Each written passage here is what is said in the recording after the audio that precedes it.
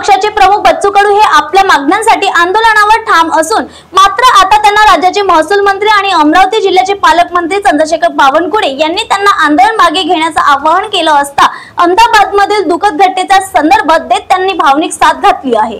राज्य सरकारकडून सातत्याने प्रयत्न सुरू असतानाही बच्चू कडू आपल्या आंदोलनावर ठाम आहेत। मात्र महसूल मंत्री चंद्रशेखर बावनकुळे यांनी आता थेट आंदोलन संपवण्याचे आवाहन केले असता नागपूर विमानतळावर पत्रकारांशी संवाद साधताना त्यांनी ही माहिती दिली। बावनकुळे म्हणाले, कडू यांच्या काही मागण्या अशा आहेत ज्या तात्काळ पूर्ण करता येणं शक्य नाही, कारण त्यासाठी अर्थसंकल्पीय तरतुदी आवश्यक आहेत। मात्र सरकार त्या मागण्यांवर सकारात्मक विचार करत आहेत। मी बच्चू कडूंना विनंती करतो की अहमदाबादमध्ये घडलेल्या दुःखद घटनेचा विचार करून त्यांनी आपलं आंदोलन थांबवावं। आम्ही त्यांच्या मागण्यांबाबत गंभीर आहोत आणि त्या मार्गी लावण्यासाठी प्रयत्नशील सुद्धा आहोत। बावनकुळे यांनी यासोबतच शुक्रवारी मोजरीला जाऊन प्रत्यक्ष बच्चू कडूंना भेटण्याचा निर्णय घेतला आहे। हे आंदोलन निवेदनापुरतं मर्यादित राहावं अशी अपेक्षा व्यक्त केली जात आहे। राज्यातील आंदोलनाचं गांभीर्य लक्षात घेऊन सरकारच्या नरमाईचा सूर दिसतो आहे।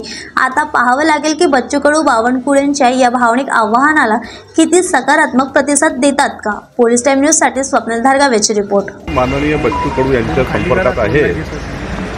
आमच्या कलेक्टरच्या माध्यमातून मी त्यांच्याशी बोलतो आहे। स्वतः कलेक्टर त्या ठिकाणी 3 दिवस झाले त्यांच्या मागण्या पूर्ण करण्याचा शासनाशी समन्वय करता आहे। मी समन्वय करतो आहे। काल मी संपूर्ण प्रधान सचिव आणि संपूर्ण मंत्री जे जे त्या विभागाशी संबंधित आहेत, माननीय पंकजाताई, माननीय भरत गोगावलेजी, माननीय आमचे त्या ठिकाणी सर्व मंत्री जे जे संबंधित आहेत ते त्यांच्याशी बोलले आहेत। आणि आज संजय राठोडजी त्या ठिकाणी जाणार होते। मी आज त्यांना स्वतः जाणार आहे। त्यांना विनंती करणार आहे की जे काही ॲक्शन टेकन रिपोर्ट आहे जो त्यांनी दिला आहे, शासनाने त्यांना दिला आहे, ज्या विषयावर त्यांच्या मागण्या आहेत त्यावर ॲक्शन टेकन रिपोर्ट जो आहे तो आम्ही त्यांना दिला आहे। काही मागण्या धोरणात्मक आहे, त्याला थोडा मंत्रिमंडळासमोर जावं लागेल, काही फायनान्शियल त्या ठिकाणी प्रोव्हिजन्स करावे लागतील, काही बाबी बजेटमध्ये आणावं लागतील, त्याच्यानंतरच त्याचे निर्णय होणार आहे।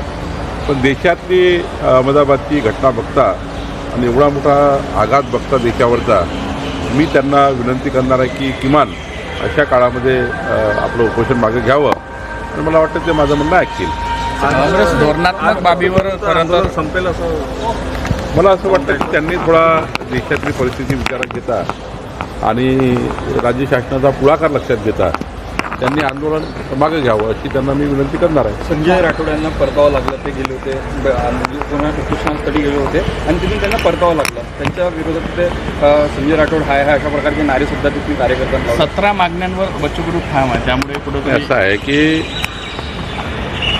जर मंत्री त्या ठिकाणी जात असतील आणि त्यांच्या निवेदनावर आमचं सरकार विचार करत असेल तर या पद्धतीचं मग कोण जाणार नाही। तसं संजय राठोड गेल्यानंतर असं होत असेल, मी स्वतः जातो आहे, मी स्वतः यांची समजूत काढणार आहे। पण थोडा जरा हा जो त्यांच्या कार्यकर्त्याकडनं जे सुरू आहे त्यांना आमची विनंती आहे की शासनाचं म्हणणं ऐकून घेतलं पाहिजे, शासनाचं त्या ठिकाणी चर्चा केली पाहिजे।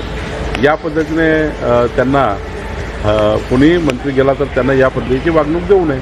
सर, जो घटना हुई उस पर कांग्रेस ने कहा है कि न्यायिक जांच होनी चाहिए, इसके ऊपर उन्होंने आरोप लगाया है। केंद्र सरकार पूरी तरह से वहाँ पर फुल अपना जितना भी योगदान है, जो भी सरकार की जवाबदारी है वो पूरी कर रही है।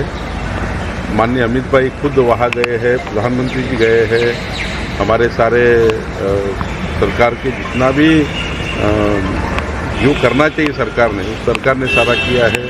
मुझे लगता है कि ये समय टीका टिप्पणियों का नहीं है।